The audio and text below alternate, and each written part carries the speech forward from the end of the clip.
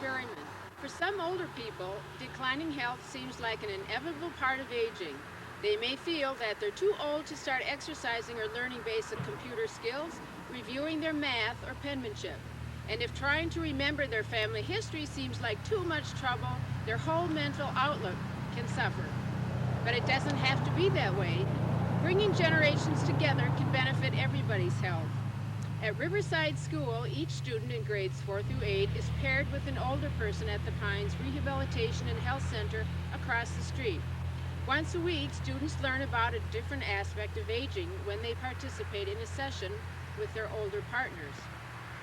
Sessions consist of supplementing the students' classroom learning. Through a 10-week medical lecture series, students attend assemblies designed to dispel age-related stereotypes and sensitize them to the physical and mental limitations sometimes associated with aging. The goal is to maintain and improve the health and well-being of the older participants and to increase the students' understanding of aging, while at the same time learn social responsibility, how to become better problem solvers and responsible citizens. And young people can often use some extra help when the time comes to find a job. Just talking with an elderly person with their lifetime of experiences, older people can be a perfect resource. Riverside School's Learn and Serve initiative hopes to continue creating positive interactions between the young and the old. Although the initiative's original funding came from the Vermont Commission on National and Community Service, collaboration with other local community organizations as the School to Work initiative have also contributed to keeping this program thriving.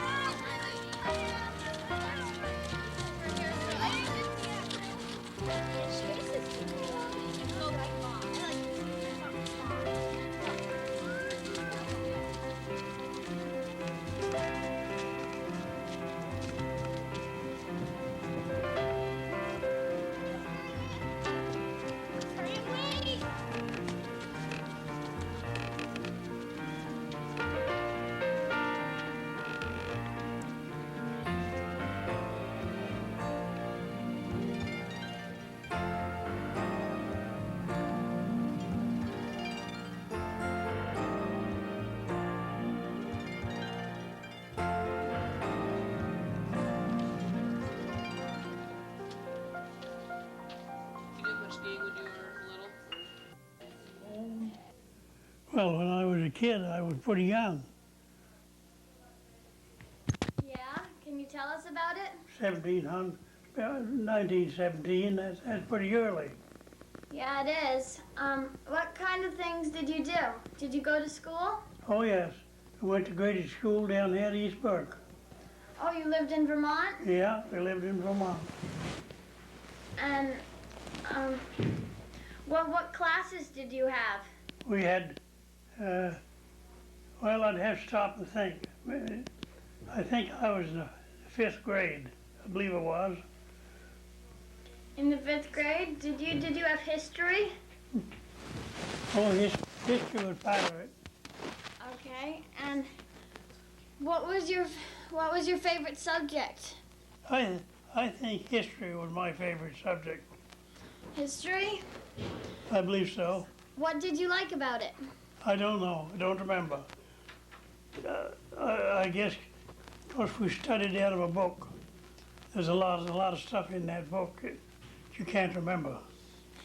Yeah, I know. I don't remember some of the stuff I learned this morning. Can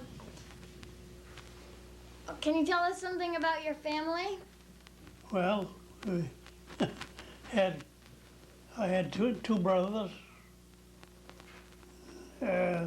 all living in East Burke. What were their names? Elvie and I just stop to think a minute. See, you're getting into some big stuff now. And some of that stuff was so far back, I can't remember it all. Yeah. Elvie was my oldest brother. I remember that. Phil was my youngest brother. Phil? Did you play any kind of sports? Yeah, What sports did you play? We played baseball and that sort of thing. Roy, do you like the nursing home? Doing what? Do you like the nursing home? Yes, I like the nursing home. What's your favorite thing about the nursing home? I what? What is your favorite thing about the nursing home? That's a good question. I think it's the nurses there that operate it.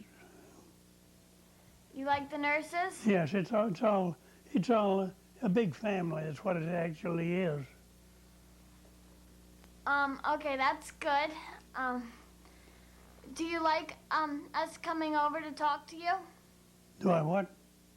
Do you like us coming over to talk to you? I didn't hear that. It's okay. Do you like us coming over to talk to you? Yes, You do? yes, I do. Why? Well, it extends it extends things a good deal more so that way than it does without.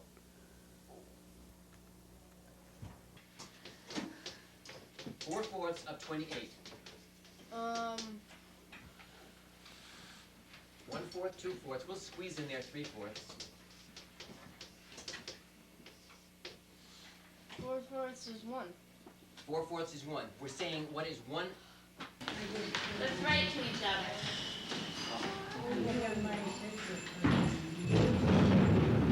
Oh, let's write about search words. Mercedes, are there any other pencils? Can you hold on to that? Well, Car has them. Amanda. You want to try to write? Do you like them? She can't see her own. She got very, very poor vision. Do you know how to write, Amanda? She wanted to listen.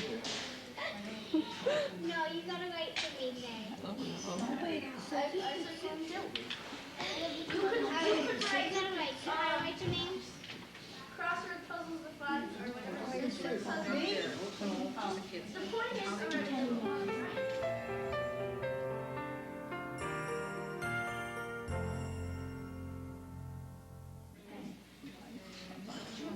you want to try?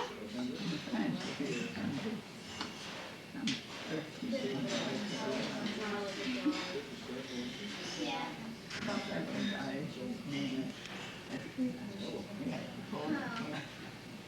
Nicole? You were what? Yeah. Yeah. Well, let's just write about whatever. That's it. Yeah. Got that one on. See where my name is? No, I don't think I can do that. Candace Houghton. Can you write my name in cursive over here? I'm not that good at cursive, so I don't write my name in cursive. Cursive? Like this? Not like this? Like, see how I wrote my name here? Can you write down the print? No, when I wrote print? Print. How about you? And now I'm writing cursive. Can you write cursive? My name like that here? This one here. Wow. Candace, yes. She gave me. I'm gonna write her name. Hey, you want to pull the chair up further? Do you know how to write uppercase and lowercase? Uppercase and lowercase? Good! That's uppercase. Here are some nouns. Do you want to copy these down? Can't think of what? These nouns, I printed them out for you. You can write them on your paper right here.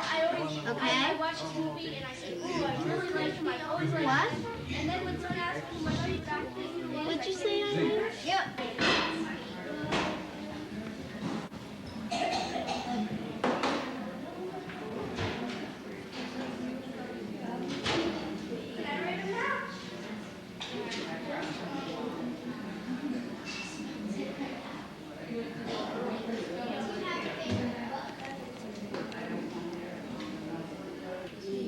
What do you want to write now, Loretta? The aim of this book is to develop more intimate and better understanding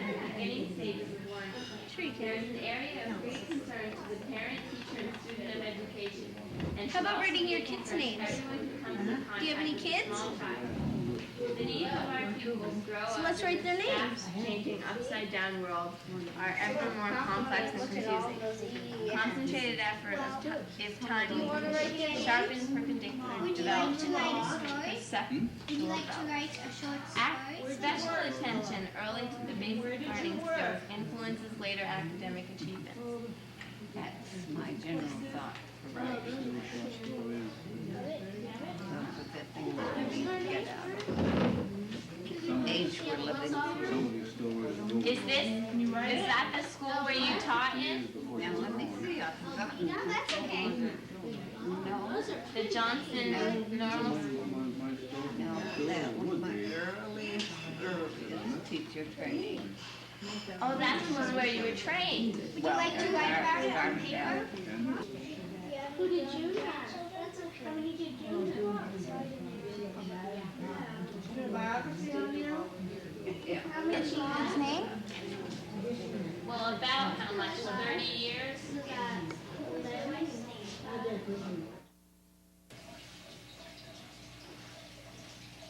One of the problems with an eye as you get older is that your lens hardens. And the cells in your lens have no access to blood, and so they are not able to regenerate. So those cells that are in the center of your lens stay there for your whole lifetime. And when they die, which they eventually do, even though they're transparent, they harden, they get stiffer. And these ligaments, right here, the suspension ligaments, which are attached to muscles on the outside of your eyeball, are the ones that pull your lens into a different shape to change the focus of your eye. You can pull a lens into a thinner and thinner shape with the muscles, and that allows you to focus further and further away. The problem with old age and the problem with a hardening lens is that there is no muscle in your body that pushes. And so the lens has to spring back into a puffy shape by its own elasticity. And when your cells are dead, when your cells are hard, that doesn't happen, or it happens with less and less ability. And so older people can focus long distance, and they can see things, but when they need to read something up close, or when they need to change their vision from looking down the road, for instance driving a car, to looking at the odometer or the speedometer of their dashboard, and their lens needs to change very, very quickly, it's an extremely difficult thing for them to do. The lens is one of two really interesting places in your body where you have no blood circulation, and that's part of the root of the problem of the hardening of the lens, is that there's no way for those cells to get additional nutrients, and there's no way for those cells to slough off and be regenerated. So you have those cells for your entire life. Probably. And then the next one I can't see, it's a 0 or 2 I can't see. And then there's a O or on a tail end letter. A? Yes, 3. Should we start at I usually wear my glasses back. Okay. Be very good with them because it doesn't take. Just do the best you can, Will. Okay, what's in this row? H, P, S, A, R, O, T, Y, R. I can't see the bottom one hardly. Way down.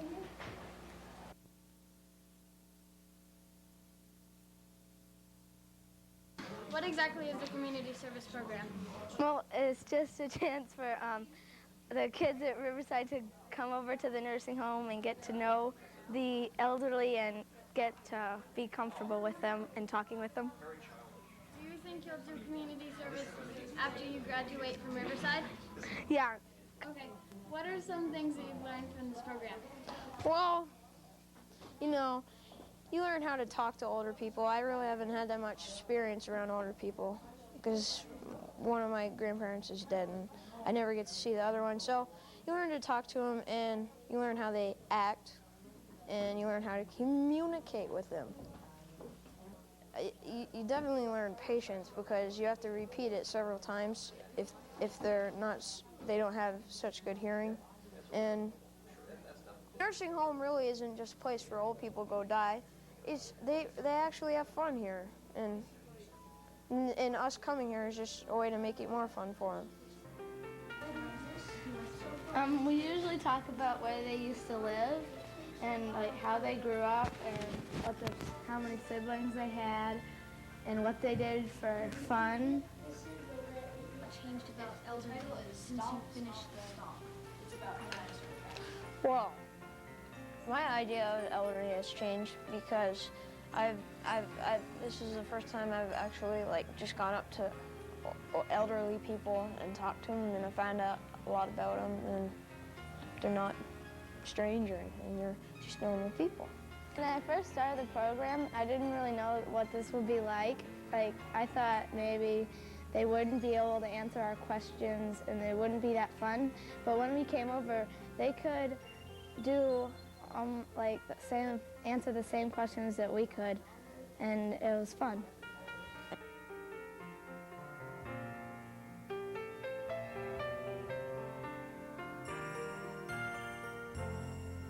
And you guys are going to die too, although you're in an age where you think you're immortal. And that goes on really until you're my age, maybe, I don't know.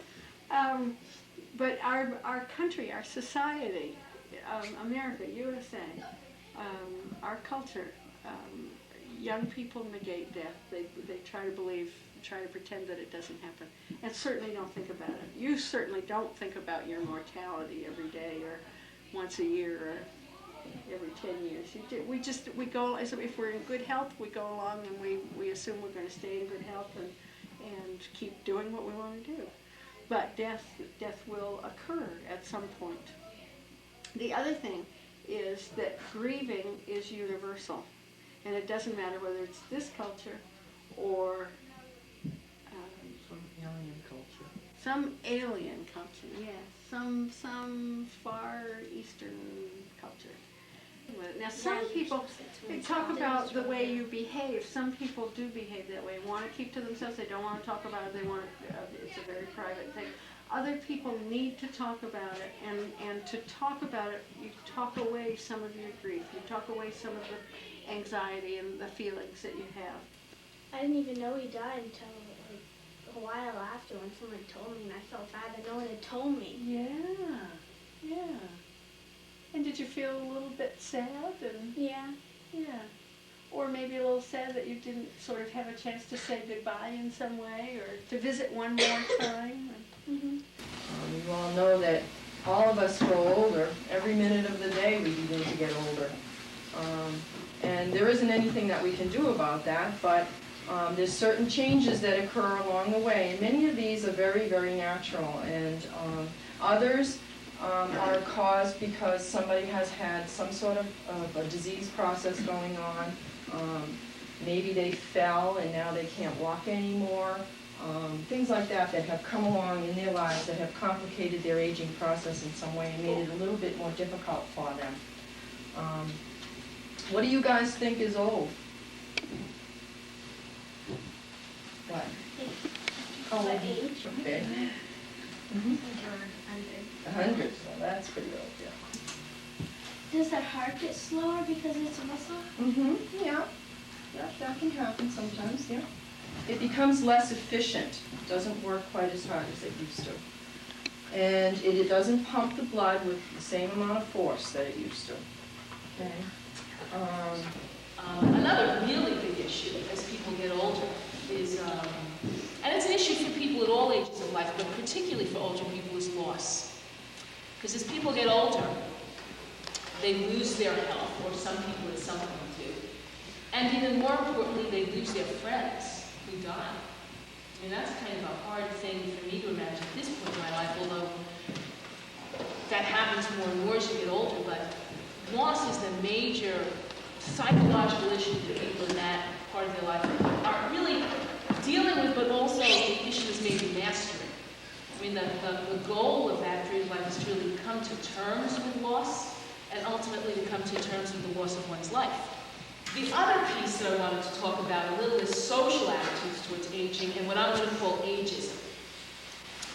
And it kind of goes into all those isms like racism and sexism, but it's false assumptions about people based on perhaps how they look or perhaps them being different than you are. And I can sort of tell a little story about this in terms of people with disabilities. I once went and worked at a camp where it was a camp for disabled adults, and there were disabled counselors and disabled, this is people with physical disabilities and disabled campers. And one of the women that I was working with who was my age had cerebral palsy, a muscle problem, and sometimes it can affect your speech. So she would speak in a way that was hard to understand.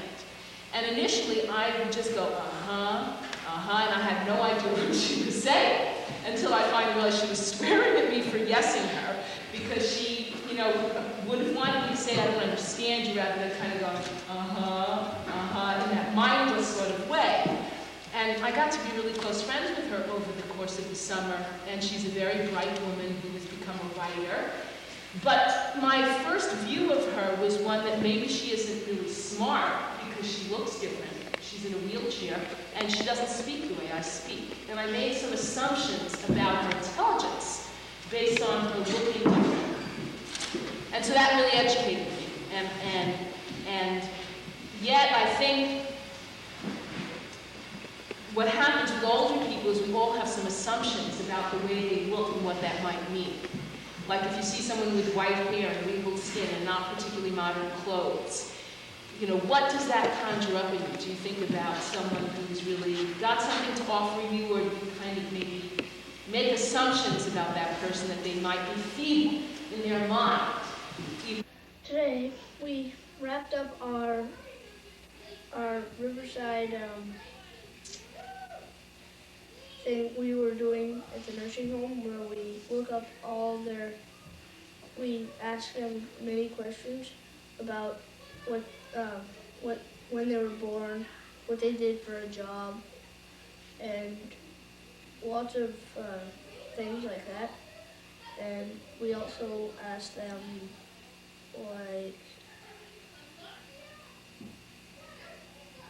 where they were born and if they have any sisters or brothers or relatives, and they were pretty cooperative. And we've been working at this for a few weeks, and today we just wrapped it up. Now I know that Arvid was born in 1911, and I know that he was an only child, and his mother's name was, I forgot, but it was a really nice name, and I think I got a lot of information and knowledge out of this program, because I learned what it was like to be living when it was like 1911, and even lower than that, like 1908 or so. And I have worked to be very, very kind towards the elderly, because they're not mean people at all. They're really nice, but sometimes they're a little bit confused. And if you act nice to them, they'll be very generous to you too. So if I went and said hi and shook Arvid's hand and just sat down with him and we started talking, he'd want to tell me more than he would if he just said, can I come in, and sat down and just kind of just sat there and stared at him.